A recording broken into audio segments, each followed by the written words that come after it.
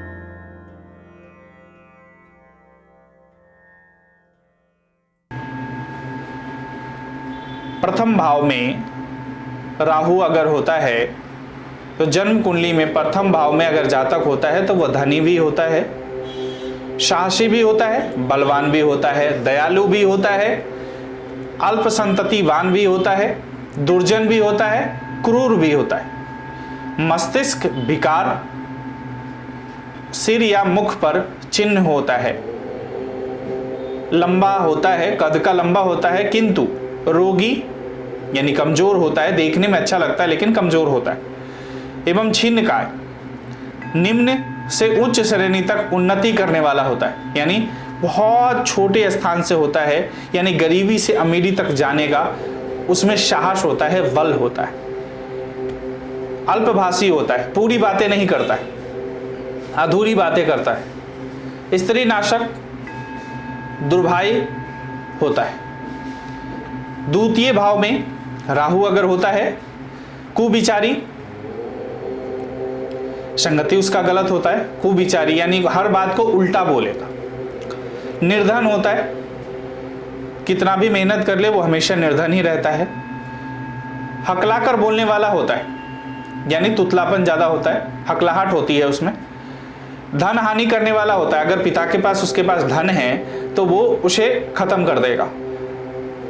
प्रवासी होता है, जहां जन्म हुआ है वहां से वो दूर जाकर रहता है।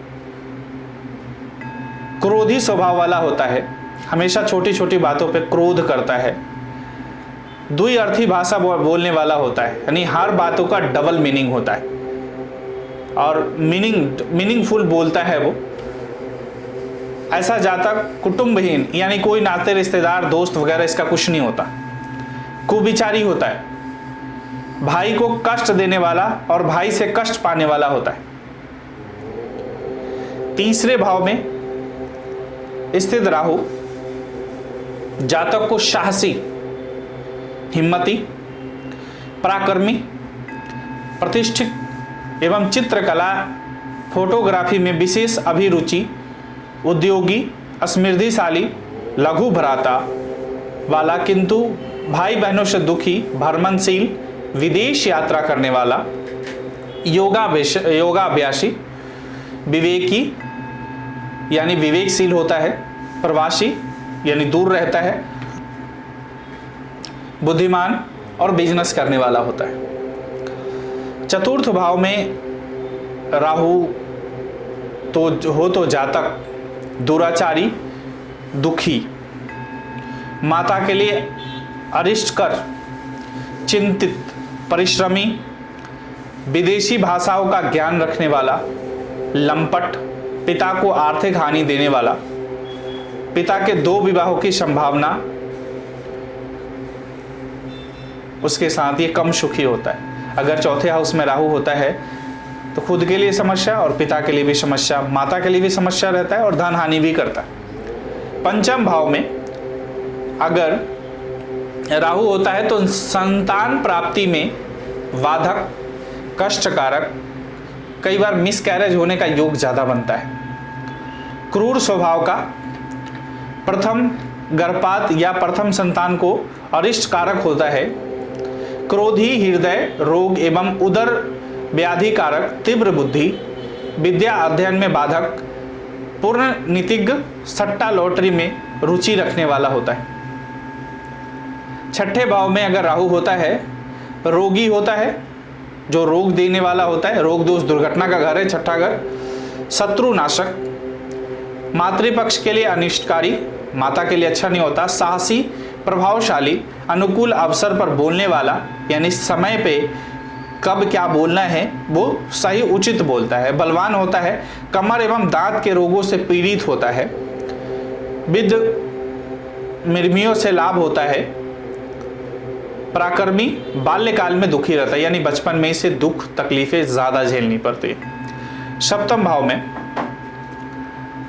भाव में अगर राहु होता है तो ऐसे पुरुष या स्त्री को कामी बनाता है। कामी यानी संकीर्ण विचारधारा वाला होता है। चतुर या दुर्बल पत्नी, वैवाहिक जीवन में विषादमय, विधर्मियों से लाभ पाने वाला, ख्यातिवान, समृद्धिशाली, प्रवासी, प्रमेह या मधुमेह से रोगी होता है, गुप्त रोग से पीड़ित होता है, पर स्त्रीगामी होता है, यानी हमेशा पत्नी के अलावा किसी न किसी स्त्री से यानी अपोजिट जेंडर से उसका हमेशा कुछ न कुछ अफेयर रहता ही रहता है। पुरुष परगामी होता है, पत्नी को जो होता है वो अनिष्टकारी होती है। अष्टम भाव में अगर राहु हो तो अनैतिक कार्यों में रत, लांछित, रोगी, दुर्जन, प्रवासी, मलिन मन, दुखी, गुप्त रोग से पीड़ित, कपटी होता है, कठोर परिश्रमी, पुष्ट देह और क्रोधी, उदर रोग और उदर व्याधि युक्त, शत्रु युक्त होता है। नवम भाव में अगर राहु होता है, 90 भाव में जब राहु जातक को अल्प संततिवान, पत्नी भक्त, प्रवास में दुराचार, भ्रातृहीन, व्यर्थ श्रम करने वाला होता है। दशम भाव में अगर राहु होता है तो राज्य अधिकार यानी राज्य के जिस प्रदेश में रहा होता है उस प्रदेश में उसका किसी न किसी प्रकार की नौकरी लग जाती है या राज्य में अधिकार करने वाला होता है। कठोर प्रशासक यानी बहुत ही सच्चा ईमानदार प्रशासक बनता है। विद्वान होता है, साहित्यिक और स्त्रीगामी यानी स्त्री होते हुए भी दूसरे स्त्री से संबंध रखने वाला होता है। प्रतिभाशाली, ख्याति प्राप्त, जीवन के उत्तरार्ध में आशातीत सफलताएं प्राप्त करने वाला एवं महत्वाकांक्षी, पिता को अरिष्ट, आलसी, साथ साथ वाचाल और संतान से दुखी होता है। एकादश भाव में अगर राहु होता है तो धनी, असमृद्धिशाली, कान के रोग से पीड़ित होता है। ऐसा जातक जो 11वें घर में अगर राहु होता है तो कान के रोग से पीड़ित होता है। अनायास एवं अनैतिक माध्यमों से धन प्राप्त करता है यानी गलत तरीकों से वो धन कमाना चाहता है और कमाता भी है। पिता से लाभ मिलता है, पिता एवं संतान पक्ष से चिंतित रहता है यानी पिता और पुत्र में नहीं बनती है। साथ साथ चर्म रोगी हो जाता है यानी स्किन की प्रॉब्लम हो जाती है। निम्न वर्ग में प्रभावशाली रहता है। सट्टा लॉटरी से लाभ मिलता है। परिश्रमी के साथ साथ लोभी भी होता है। द्वादश भाव में अगर राहु होता है तो विवेकहीन, पाप कर्मठ, अपव्ययी तथा चिंतित रहता है, नेत्र दृष्टि रोग, विषादमय, यौगिक क्रियाओं में विशेष रुचि, मंदमती एवं सेवा कामी, स्त्री कलेशी होता है। अगर 12वें घर में राहु हो तो स्त्री जो होती है वो हमेशा कलेश करती। तो ये हमने आपको राहु के बारे में विवरण दिया है। आपको अगर किसी प्रकार की अगर कुंडली जांच कराना चाहते हैं या जानना चाहते हैं, जीवन में किसी प्रकार की समस्या है, तो अब समस्या के समाधान के लिए छोटे छोटे उपायों करके अपने जीवन के सुधार करने के लिए हमारे संस्थान से संपर्क कीजिए। चाहे व्हाट्सएप के माध्यम हो, कॉल करें, Facebook, Twitter, LinkedIn, Instagram, YouTube पे कहीं पे भी आप मैसेज करके भी जानकारी ले सकते हैं। नमस्कार, जय श्री राधे।